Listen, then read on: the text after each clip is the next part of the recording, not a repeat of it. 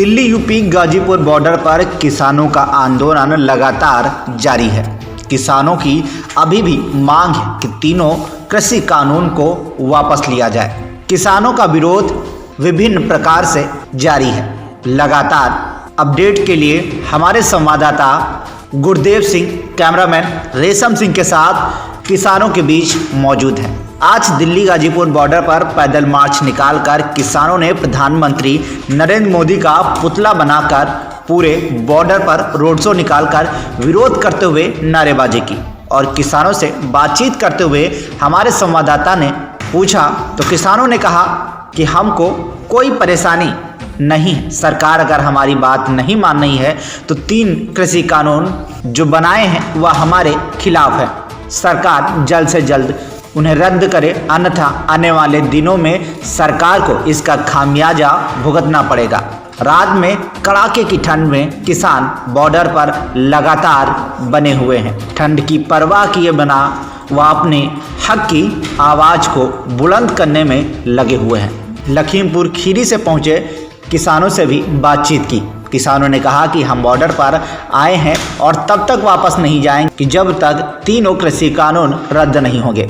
वह यह भी कह रहे हैं कि हम अपने खाने पीने की व्यवस्था 6 महीने तक की कर लेकर आए हैं। किसानों का कहना है सरकार की जो भी योजनाएं हैं उससे हम सब खुश नहीं हैं। नागरिकता कानून हो या फिर नोटबंदी, जीएसटी हो या फिर शौचालय की सुविधा या सम्मान या किसान सम्मान निधि योजना, इससे हमारा भला न हुआ है न कभी होगा।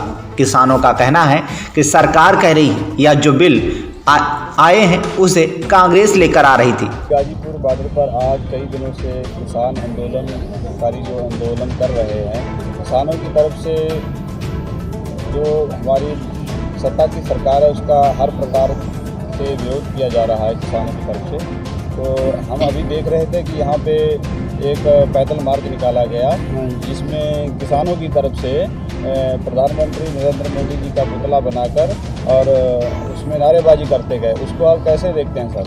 हम ये देखते हैं कि जो इस समय सत्ता सरकार है वो जो है किसान को एक मारने के लिए एक मौत का कानून लेके आई है, जिसको हम काला कानून कहते हैं। वो 3 कानून जो पास किए वो मौत के कानून हैं।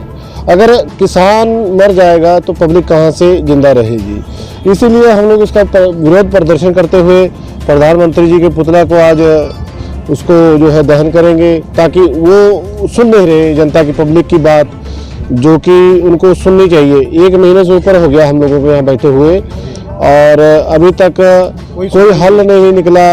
हम लोग जो चाहते हैं कि ये 3 कानून जो काले कानून हैं वो वापस ले लिए जाएं, किसान अपने अपने घर में चला जाए।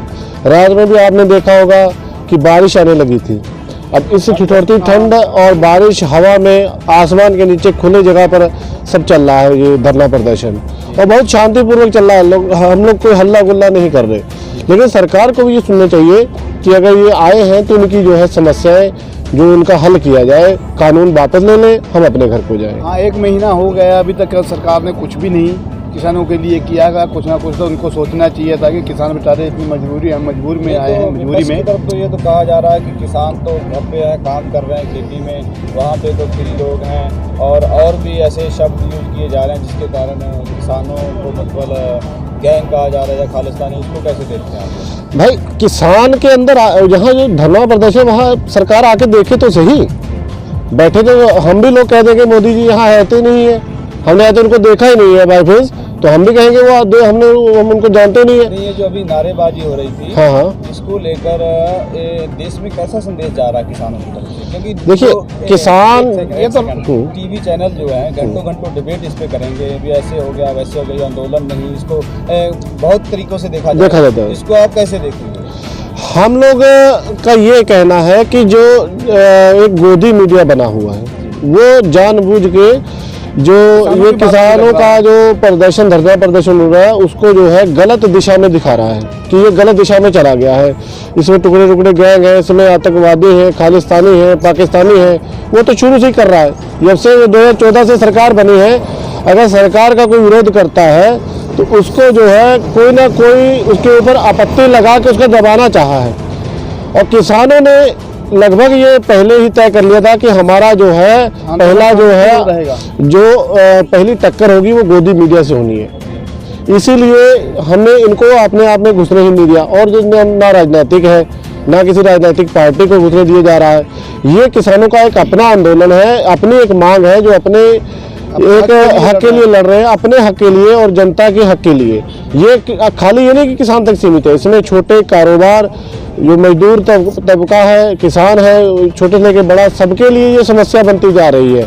ये अगर प्राइवेट हो जाएगा तो ये बहुत बड़ी समस्या हो जाएगी, जिसको ये समझना चाहिए। जो 3 काले कानून जिसको आप कहते हैं, जिसको आप जानते हैं? बिल्कुल जानते हैं।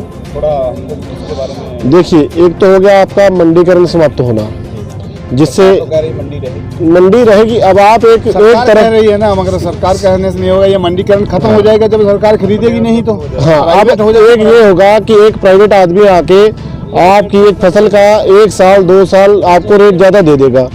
आप मंडी में जाएंगे नहीं, मंडी में नहीं जाएंगे तो आप प्राइवेट बेचेंगे, 2-4 साल जाएंगे मंडी में, जब कुछ जाएगा नहीं तो मंडी ऑटोमेटिक बंद हो जाएगी। जब बंद हो जाएगी तो वो जो है प्राइवेट वाला है वो बाद में वही रेट गिरा देगा, वो सस्ता खरीदेगा तो वो बाद में भंडार कर देगा। एक तो भंडारण स्थिति इसमें बढ़ा दी गई, कोई उसमें रोक टोक नहीं है। पहले वो कानूनन जुर्म था, अब वो जो खोल दिया गया है।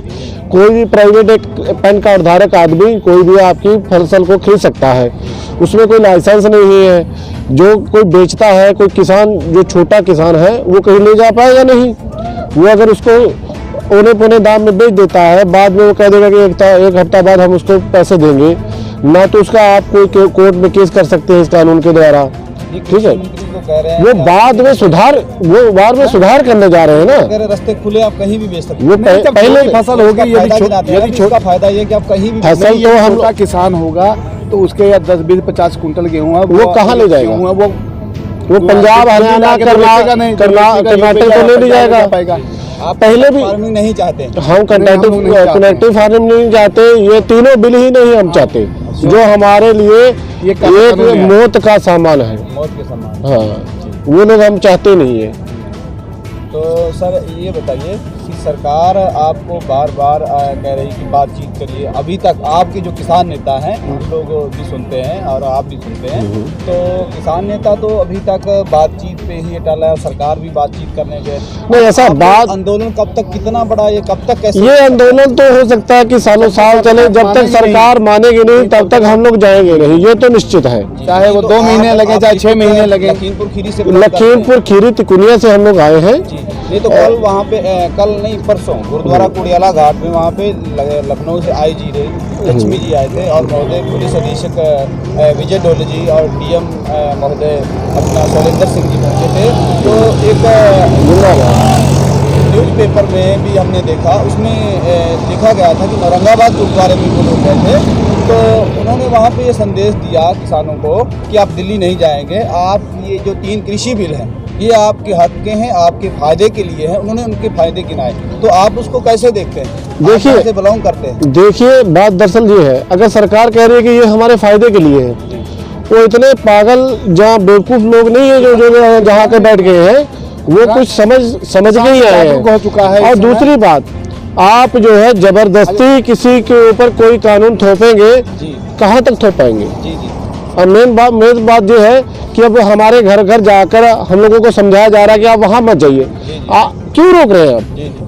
अगर जिसको फायदा है वो नहीं आ रहा, जिसको नहीं फायदा वो तो आएगा ही।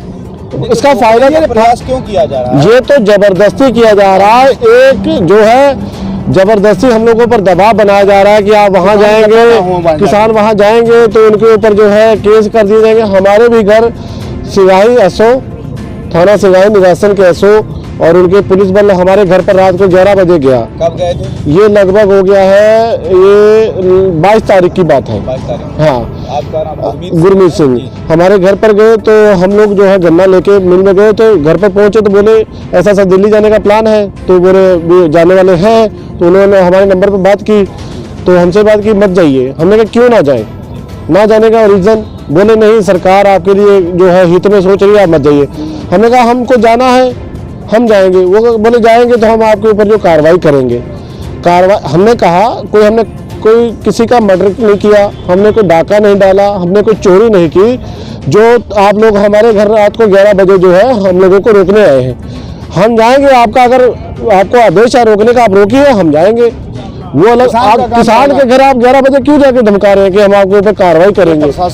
ये प्रशासन जो योगी जी हैं, जो आप वहाँ बैठे हैं, बीजेपी के बड़े मुख्यमंत्री जो हमारे बने हैं, वो ये प्रशासन के ऊपर दबाव बना रहे हैं कि ये किसान ना जाए, ताकि मोदी जी को ये लगे कि यूपी का किसान नहीं जा रहा। पहले कहा जा रहा था कि खाली पंजाब का किसान है, हरियाणा का नहीं है। खट्टर जी ने कहा था हरियाणा का नहीं है। बाद में जब हरियाणा का किसान खूब आया है, राजस्थान का आया, उसके बाद कहा गया कि आपका पश्चिमी खाली यूपी है, बाकी उत्तरी या दक्षिणी यूपी कुछ नहीं है। कोलकाता से भी आ गए चुके हैं। और उसके बाद जब लोग हम लोग वहाँ से तैयारी किए हैं, तो उनको पता चल गया कि ये सिख समाज जो है वहाँ भी आगे लग के अगुवाई कर रहा है, यहाँ भी अगुवाई करेगा, उसके बाद पूरा उत्तर प्रदेश चला जाएगा। तो उन्होंने जो है सिख परिवारों को छांट छांट के अपना जो आगूकार थे आने के लिए, जो नेता बने हुए हैं हमारे, उन सबों के घर पर जा जाके कहा गया कि आप मत जाइए। ये आप दबाव क्यों बना रहे हैं हमारे ऊपर? सर एक सवाल ये आ रहा है, आपके ही जनरेशन में जो हमारे भाई लोग हैं, पंजाबी लोग हैं, वही कह रहे थे कि जो गुरुद्वारों में मीटिंग की जा रही है ये सही, इसको आप किस मायने से देखते हैं? देखिए, हम लोग अपने अपने धार्मिक स्थल में बैठ के एक निर्णय लेते हैं कि क्या मुद्दा है, क्या इसके आगे क्या रणनीति बनाई जाए। क्योंकि एक साझा जगह चाहिए जहां आदमी बैठ के निस्वार्थ अपनी कोई मीटिंग कर पाए, क्योंकि हर किसी का अपना अपना मुद्दा होता है। लेकिन गुरुद्वारा जहाँ मस्जिद या मंदिर, वहाँ जाके आदमी एक निस्वार्थ अपना डिसीजन करता है कि हाँ हमारे लिए ये गलत है, इसके लिए हमको चलना है। जहाँ एक जगह हमको वो चाहिए थी जहाँ सभी लोग आ जाए, किसी के घर कोई जाता है कोई नहीं जाता, कोई पहुँच पाता कोई नहीं। गुरुद्वारा, मंदिर, मस्जिद, ये सभी धर्म स्थल हैं जहां आप बैठ के शांतिपूर्वक एक अपना डिसीजन ले सकते हैं। तो आप यहाँ पे कितनी कम से कम ट्राली और ट्रैक्टर आई है? ये लगभग मेरे अंदाजे से फिलहाल ज़्यादा होगी। यहाँ ट्राली लगभग ज़्यादा नहीं तो 250-300 से ऊपर ट्राली है। लखीमपुर डिस्ट्रिक्ट से होगी 50 ट्राली लगभग, 40-50 और लगभग 100-150 ट्राली कल लाई है उत्तराखंड से। और जो पहले पश्चिमी यूपी आया वो अलग है, लगभग 500 ट्राली के एटे पेटे में होगा, जहाँ 1000 ही होगी, और 10,000 से ऊपर किसान होगा यहाँ। जो किसान वहाँ पे मौजूद हैं, जो आपके 1 लाख से गाँव में रह रहे हैं, आप दिल्ली गाजीपुर बॉर्डर से आप यहाँ पे हैं इस वक्त, तो यहाँ से उनको क्या संदेश देते हैं आप? हम तो सभी को ये संदेश देंगे कि कारोबार अपना देखभाल के, क्योंकि देखिए हमारे यहाँ गन्ना की खेती है यूपी में, तो सभी लोग नहीं आ पा रहे, क्योंकि गन्ना भी अपना देखना है, फसल भी देखनी है। हमारे भी हम लोग अपने पीछे किसी न किसी को समझा के आए हैं, काम ऐसे करना है। जो आ सकता है वो जरूर आए, लगभग हर घर से एक मेंबर आए। आप लोगों पे मुकदमे डालने के लिए तैयारी कर रहे हैं, तो क्या हो जाएगा? मुकदमा 1-2 साल चलेगा, 5 साल चलेगा, हम उसको हल कर लेंगे। अगर ये कानून हमारे ऊपर थोप दिए गए तो ये तो हमारी लाइफ ही खत्म हो जाएगी, किसान ही खत्म हो जाएगा। MSP आपको मिलेगी?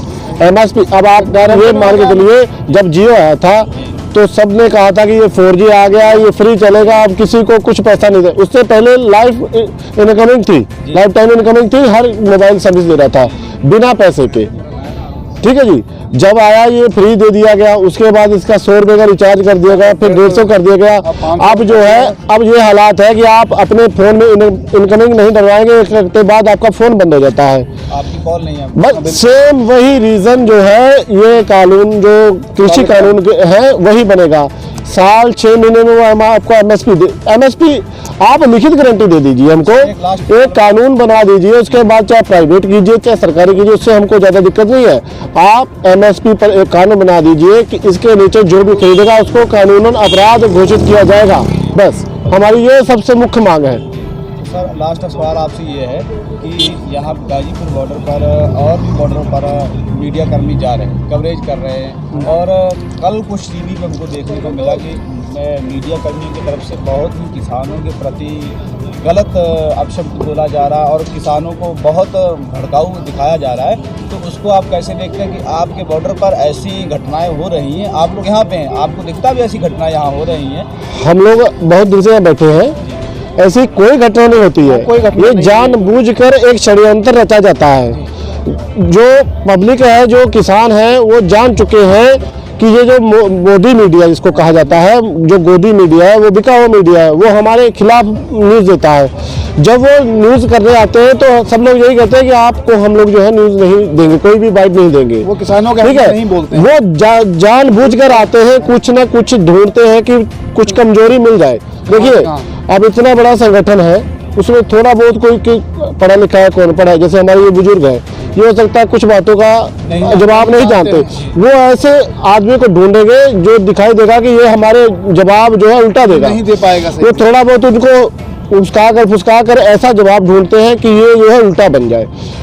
तो मोड़ वाली तो राजनीति आप जानते हैं शुरू से चल रही है। नहीं तो सर ये बताइए कि जो अभी नारेबाजी की गई, मोदी मर गया कहा जा रहा था, तो ये अपमान नहीं है प्रधानमंत्री का? तो वो जो किसान का इतना बड़ा अपमान कर रहे हैं, दिन रात जो सड़कों पर पड़ा है किसान, वो अपमान नहीं है किसी का, किसान का। चुना तो आप ही ने था ना प्रधानमंत्री, तो हमने चुना था हमारे भले के लिए। अब आपके योगी आदित्यनाथ, आप ही लोगों ने तो वोट डाली तभी तो जीते वो। अब जो है प्रधानमंत्री जी उस दिन 5-10 दिन पहले जब किसानों को एमपी वाले किसानों को संबोधित कर रहे थे, आप बोलिए फिर आप बोलिए। हम संबोधित कर रहे थे जो किसानों को, एमपी वालों को, उसमें वो कह रहे थे कि ये जो है ये कानून कांग्रेस लाना चाह रही थी, उन्होंने कहा था जो है जो कानून है यही कानून कांग्रेस लाना चाह रही थी, वही तो हम लाए।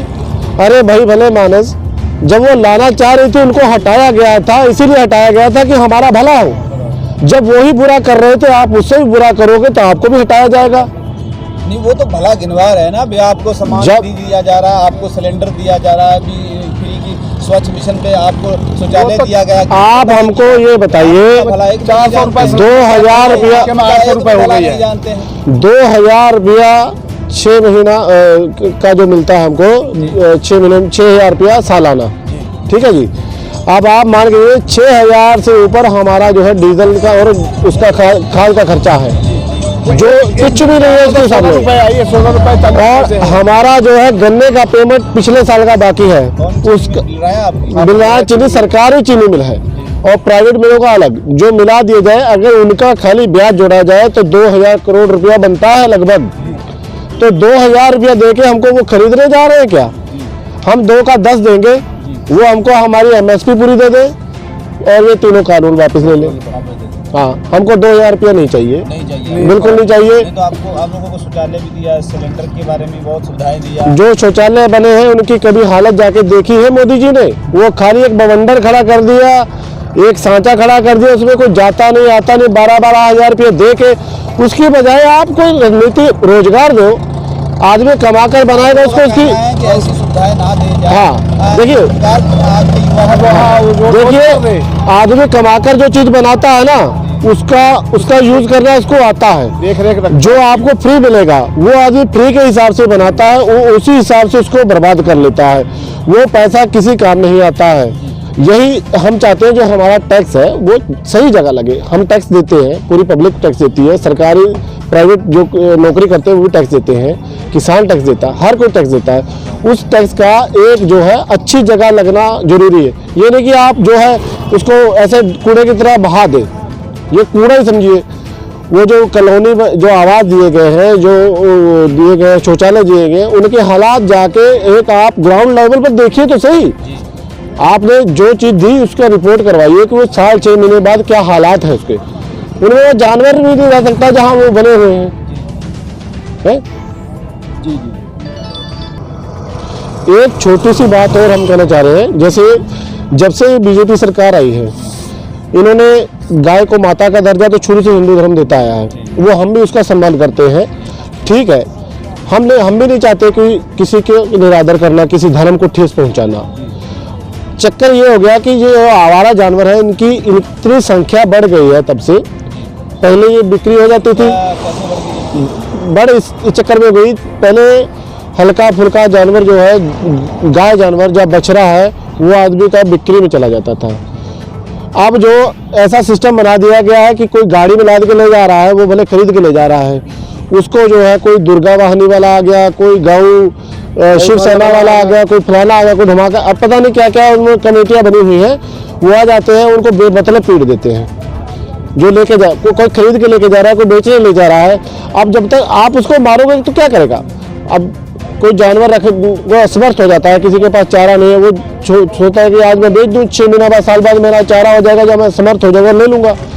तो वो जो है इसी प्रकार छोड़ते छोड़ते छोड़ते छोड़ते तादाद बढ़ती गई। इन्होंने ना कोई गौशाला का प्रबंध किया है, ना ऐसा कोई प्रबंध किया जिससे जो आवारा जानवर है वो जो संभाल सके। अब वो लोगों को परेशान कर रहे हैं। हमारी फसल हम सुबह बो के आते हैं, वो दोपहर में खा जाते हैं। ऐसे हालात हुए, दिन में हम लोग बोते हैं, रात को बचाते हैं, और बचाने के बाद भी अगर किसी ने सांड को या किसी गाय को मार दिया, अभी कोई हिंदू धर्म वाले जो नौटंकी वाले, हिंदू धर्म नहीं, जहाँ जो नौटंकी वाले जो नौटंकी करते हैं हिंदू धर्म के नाम पर, वो आ जाते हैं लठ लेके, जी आप गाय को मारते हैं, फलाना धमाक है। सर एक क्वेश्चन आपसे और है जी। प्रधानमंत्री और उत्तर प्रदेश के माननीय मुख्यमंत्री महोदय योगी आदित्यनाथ जी, इन्होंने जब से सरकार आई तब से अनेक प्रकार की आप लोगों के लिए सुविधाएं लाए, ठीक है, और किसानों के लिए लाए, आम जनहित के लिए लेके आए। तो आप उनसे खुश क्यों नहीं? अभी आपने उनके विपक्ष पे निशाना साध के कहा भाई हमको योजना नहीं चाहिए, हमको रोजगार चाहिए, हम लोगों को नौकरियां चाहिए। जी। तो आप उसको कैसे देखते हैं, आप ये प्रधानमंत्री और माननीय मुख्यमंत्री महोदय जी को? ऐसा है, देखिए, जब सरकार ये जो है 14 में बनने जा रही थी, तो प्रधानमंत्री जी का पहला जो है भाषण यही था कि मेरी किसान, अगर मुझे वोट देते हैं, पब्लिक मुझे सत्ता में लाती है, तो पहली मीटिंग में किसानों का कर्जा माफ कर दिया जाएगा। जी, ये आप लोग यूट्यूब या किसी न्यूज़ में देख सकते हैं, पुरानी 2014 की वीडियो। ना तो वो कर्जा माफ हुआ, उसके बाद इन्होंने अचानक रात को 12 बजे नोटबंदी कर दी, ठीक है जी। 1000 और 500 की करेंसी बंद करके नया 500 और 2000 के नोट चला धन लाने के लिए। उसमें कहा गया कि काला धन आएगा तो एक व्यक्ति के खाते में लगभग 15-15 लाख रुपए ऐसे ही जमा हो जाएगा। आप लोगों के खाते में 15-15 लाख आएगा भैया? हाँ, हाँ, पब्लिक के खाते में 15-15 लाख रुपया आ जाएगा अगर इतना काला धन हो जाएगा इकट्ठा। ना तो वो आज तक वो काला धन हम लोगों को मिला देखने के लिए, ना सरकार ने उसका बायोडाटा हमको दिया भी कहाँ आया कहाँ गया। 15 लाख तो दूर की बात, वो मोदी जी यही बता दे वो काला धन जो था कहाँ से आया कहाँ गया, ये कहाँ हमको भी पता चले। नहीं लाभ है किसानों को, बल्कि वो अपना जो है कारोबारी जो है लोन माफ करवा गए, उसमें काला को व्हाइट करवा गए, सब कुछ हो गया उसमें, लेकिन पब्लिक के लिए वो असुविधा हो गई।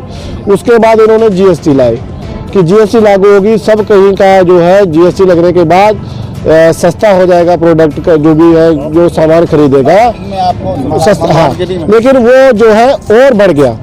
जो पहले 10 रुपए की चीज थी वो जीएसटी लगने के बाद और 12% उसमें, 18% उसमें, 28% उसमें इजाफा हुआ, कम नहीं हुआ।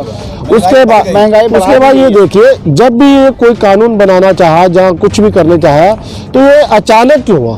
नहीं तो नागरिकता संशोधन कानून भी तो आया था, वो भी अचानक हुआ। उसमें क्या गलत था? उसमें भी गलत था।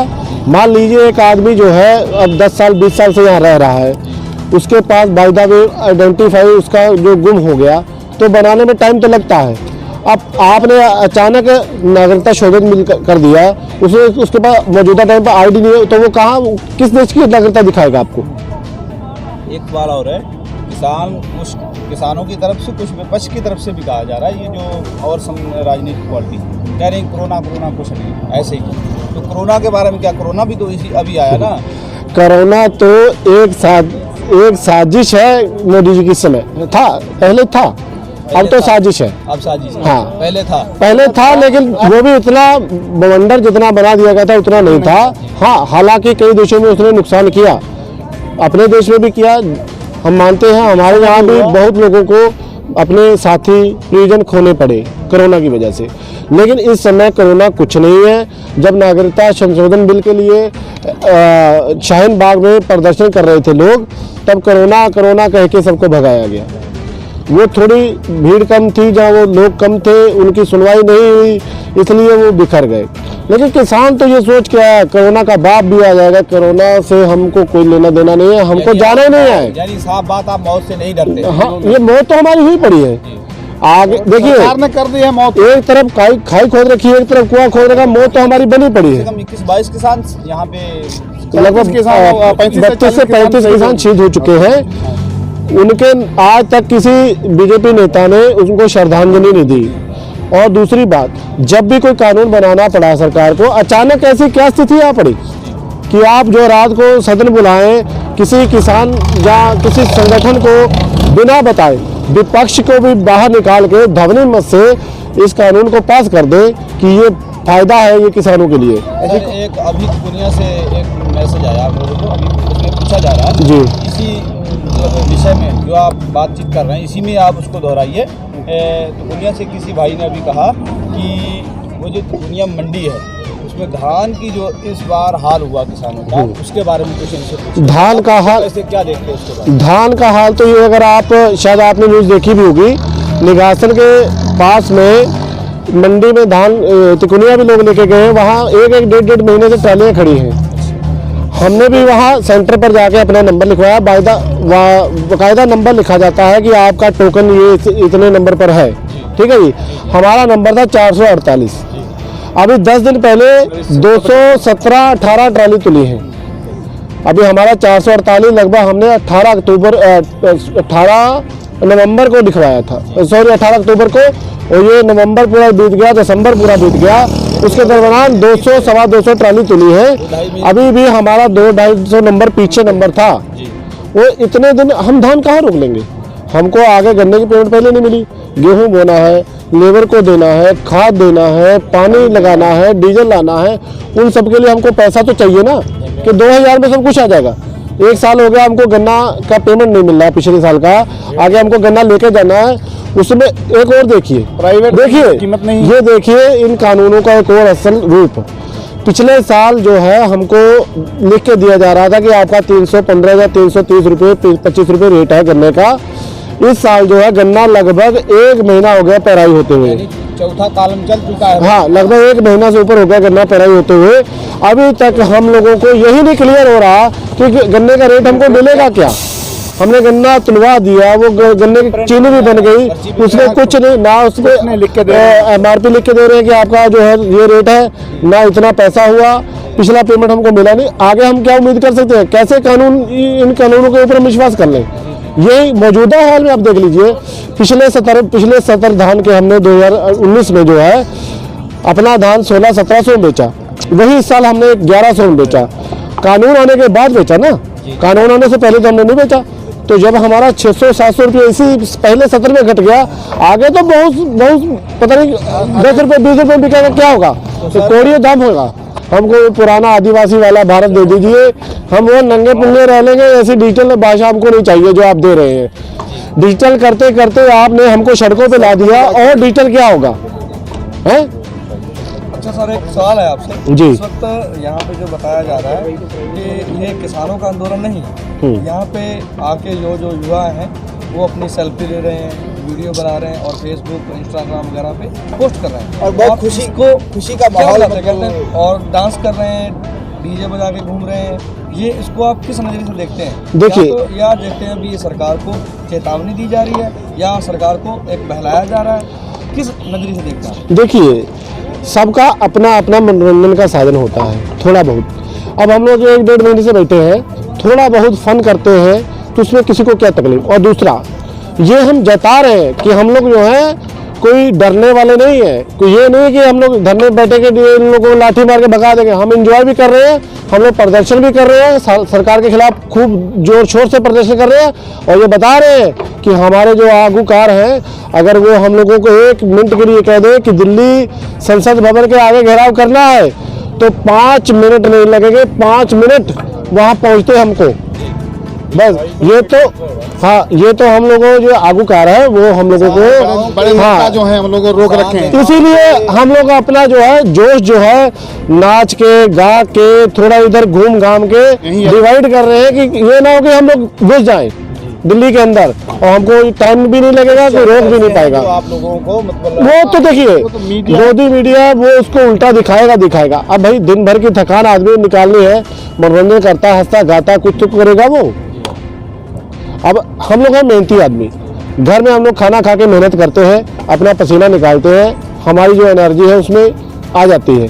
अब यहाँ हम लोग दिन भर खाना खा खा के क्या करेंगे, कुछ ना कुछ तो उसमें टहलना, इतना बादाम आखिर हमारे आगूकार बाबा जी की दया से चल रहा है, लंगर चल रहा है, बादामों वाली खीर चल रही है। एक सवाल है, ऐसा बताया जा रहा है कि किसानों के मतलब यहाँ पे पिज्ज़ा बढ़ रहा है, केक बढ़ रहा है, तो इसको आप क्या कहते हैं कि किसानों को ऐसा जो है ये क्यों नसीब हो रहा है? ये मीडिया की तरफ से कहा जा रहा है या देखिए ये एक जमाने के हिसाब से आपको हर चीज़ का लेवल अलग हो जाता है। राजनीतिक रहेगा। जैसे पुराने धरने थे वो भूख प्रदर्शन के ऊपर चलते थे, आज भी हमारे कई नेता भूख हड़ताल पर बैठे हैं, बीच में भूखे पेट बैठे हैं।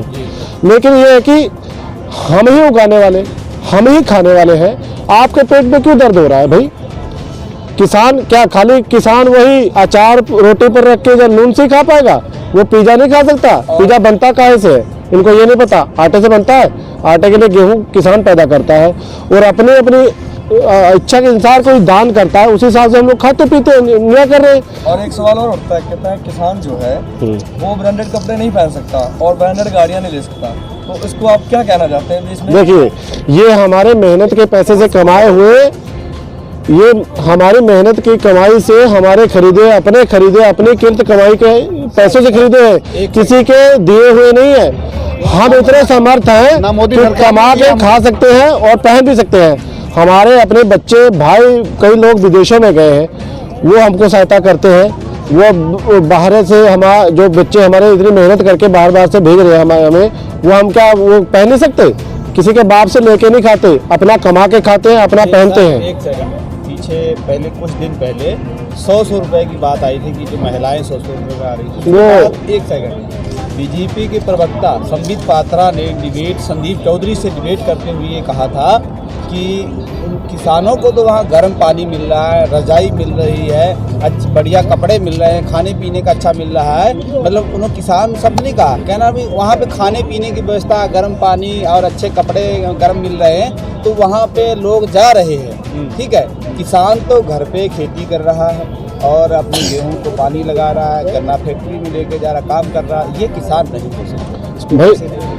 हम तो ये कहेंगे संबित पात्रा जी को, पहली बात तो उनको भगवान सद्बुद्धि दे, और दूसरी बात अगर आपको इतना माहौल यहाँ का अच्छा लग रहा है, आप 2-4 घंटे आगे देखिए तो यहाँ रात जब किसानों के बीच में रहे तो अगर वो यहाँ आ जाते हैं तो उनको जैसे गोदी मीडिया को भगा दिया जाता है तो उनसे नहीं अभद्रता की जाएगी। नहीं अभद्रता यही की जाएगी। वो तो हम उनको एक उस नज़रिए से बता रहे हैं कि जैसे वो देख रहे हैं कि ठंड में, अब रात में ठंड में 2-4 घंटे वो बिताएंगे, उनको पता चल जाएगा कि कैसे सुबह गर्म पानी से ये लोग ठंडे, अभी देखिए ठंडा पानी, रात का पानी उसी से नहा रहा है किसान, वो आपके सामने है, कोई दूर नहीं। कल का भरा पानी उससे नहा रहा, हम कहें उससे मुंह धो के दिखा दे वो संबित पात्रा जी आके, कैमरा मैन से कहिए थोड़ा दिखाएं। हाँ ठंडे पानी से, हाँ गर्म पानी के लिए अपना इंतजाम करके लेके गर्म पानी। ये है कि बुजुर्ग लोग हैं, सब सुविधाएं यहाँ वो तो लेके आए हैं हम लोग, वो किसी की नहीं है, वो बीजेपी की दी हुई नहीं है। सुविधाएं जो मिल रही कह रहे हैं फंडिंग हो रही है, कनाडा में खालिस्तानी फंडिंग कर रहे हैं, ये हो रहा वो हो रहा है, इसको कैसे क्या? देखिए हम लोग हैं गुरु नानक देव जी के शिक्षक, उनके बच्चे। गुरु जी हमको दिखा गए हैं कि 10 हिस्सों में से एक हिस्सा आप निकाल के रखिए अपनी मेहनत का, जो किसी काम आए, वो अच्छे काम आने के लिए। और वो जो हिस्सा हम लोग निकालते हैं जिसको दसवंध बोलते हैं, वही दसवंध जो हम लोग इकट्ठा करके किसी अच्छी जगह, किसी अच्छे कर्म में लगाते हैं। जब यही लंगर लग रहा था, जब आपका कोरोना था, जो मजदूर जा रहे थे, तब तो हम मसीहा थे। अब यही लंगर हम लोग अपने लिए बना के खा रहे हैं, तो आपको पेट में दर्द हो रहा है। आप दिल्ली गाजीपुर बॉर्डर पर हमारे साथ ये किसान भाई मौजूद थे, जिन्हों से इतनी देर से हमारी विचार चर्चा हो रही थी, तो इन्होंने अपने सवालों का जो जवाब था वो दिया। और हम ये बताना चाहते हैं कि जो हमारे किसान भाई हैं, उनका कहना है कि जब तक 3 काले कृषि कानून रद्द नहीं होंगे तब तक हम घर वापस लौट के नहीं जाएंगे। हमको कितनी भी समस्या का सामना करना पड़ेगा, हम करेंगे।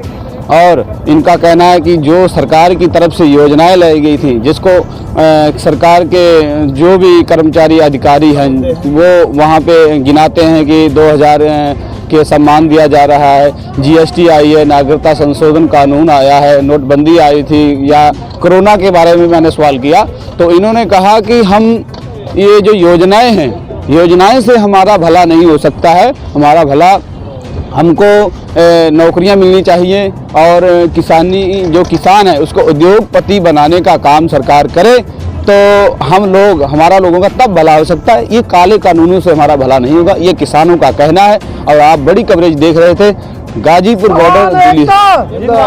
किसान एकता जिंदाबाद। धन्यवाद। TV1 इंडिया न्यूज में आपका स्वागत है। कैमरामैन रेशम सिंह के साथ गुरदेव सिंह की रिपोर्ट, दिल्ली।